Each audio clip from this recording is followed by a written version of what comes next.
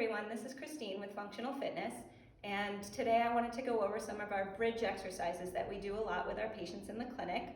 It's great for core stability, hip strengthening, and lower extremity strengthening in general. Before you begin any exercises, you want to be sure that you're nice and loose and warmed up, so you want to do about a 5 to 10 minute warm-up wherever you are. If you have a treadmill, or if you can go for a brisk walk, or if you have a stationary bike, those are great. Otherwise, just doing a stationary standing in place, high knee marching is also great. Okay, so I'm gonna get down on the mat, and if you have any neck or shoulder problems and you need a pillow underneath your head, that's totally fine. I'm gonna use a little bolster there for my head, and I'm gonna get into the position for our basic bridge to start with. So with the basic bridge, you wanna make sure that your hips and knees are in alignment and that your heels are basically underneath your knees, and your pelvis should be pretty neutral. You don't want too much of an arch in your back. If you can slide your hand underneath your back easily, that's probably too much of an arch, but you also don't want to flatten it out too much either. You want a nice neutral position to start with. You're going to squeeze your glutes together, and you're going to raise up, driving through your heels mainly. And you come up as far as you feel comfortable, checking to see that your hips are nice and level, and hold for about 5 seconds. When you lower down, you want to try to lower one vertebrae at a time, starting from the top of your spine and curling all the way down. That way you're keeping your core nice and engaged. Good, and you're going to repeat that about 5 to 10 times, up to 3 sets if you feel comfortable. There's a couple variations you can do with the bridge. One being using a ball between your knees, if you have one. If not, you can use a towel or a pillow. And you put that between your knees, and you do the same thing, only this time you're just going to give a gentle squeeze to the ball, and you're going to maintain that squeeze as you raise your hips up. This gives a little bit more stability to your core. And again, you're going to hold for about 5 seconds and slowly curl back down, one vertebrae at a time. Just lift, give a nice 5-second hold, and slowly lower down. Good. The other variation you can do with your basic bridge is to use a band on the outside of your thighs. So I'm going to put my feet in, and I'm going to bring it up to about mid-thigh here. And when you use a band around the outside of your legs, you're engaging the outer hips a little bit more with this. So you're not really bringing the legs too far apart. You're trying to just maintain that nice neutral position, but just give a little tension outward with both legs. And raise yourself up. And slowly down. Always trying to maintain a little bit of an outward push with both hips.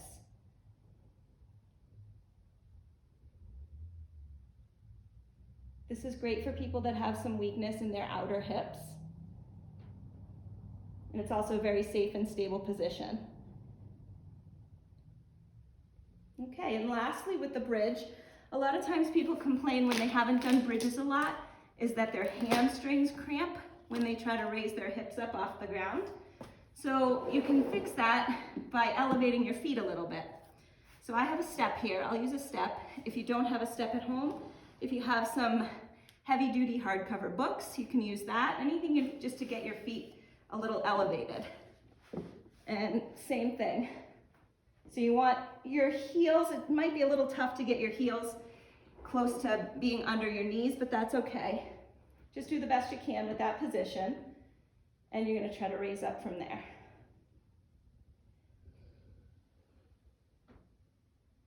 All the same concepts apply. All I did was just raise my feet up a little bit so that it makes my glutes work a little bit harder here. It takes a little bit of the pressure off of the hamstrings that were doing too much work.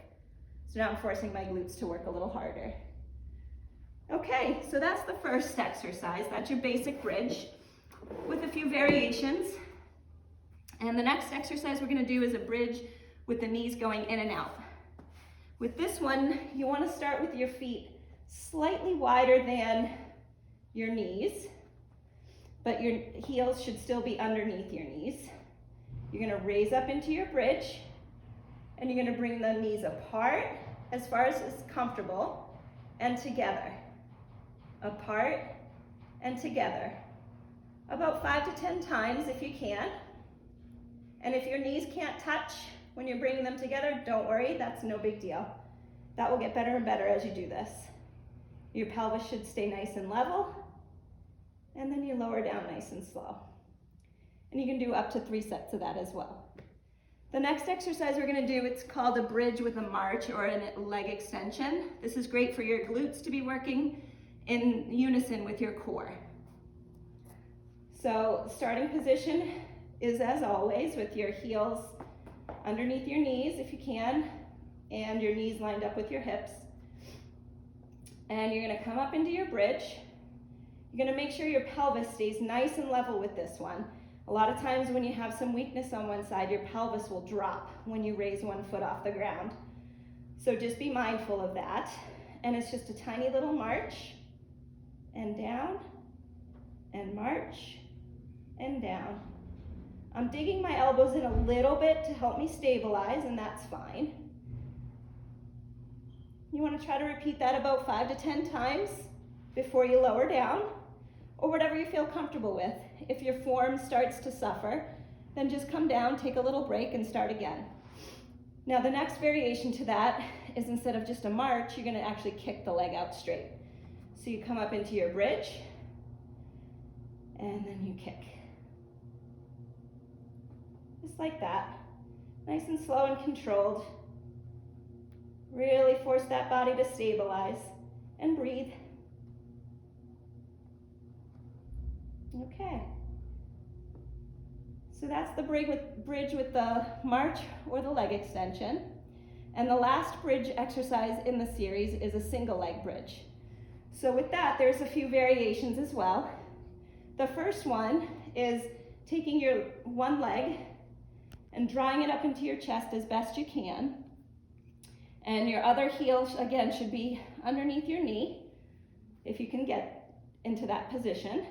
And when you raise up, you want to try to keep this leg tight into your chest as best you can. If you let the knee kind of come out as you come up, your range of motion will be greater, but that's not really what you're looking for. So you want to keep that leg nice and tight, and then just raise up. Just up and down. And this is really forcing you to engage in the glute.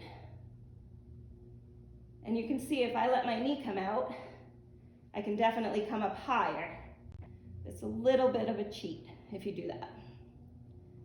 Okay, so that's one variation.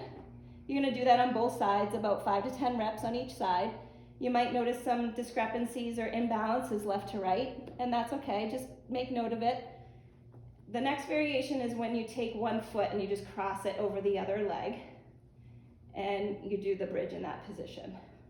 Definitely getting more range of motion here, but if you have trouble pulling that one leg up into your chest, you can try it this way. Just try to keep your pelvis nice and level as you lift and lower. Again, you're doing about 5 to 10 repetitions per set, maybe up to 3 sets on each side. Okay, and the last variation with that, which is a little more advanced, is doing a single leg bridge with one leg extended up into the air.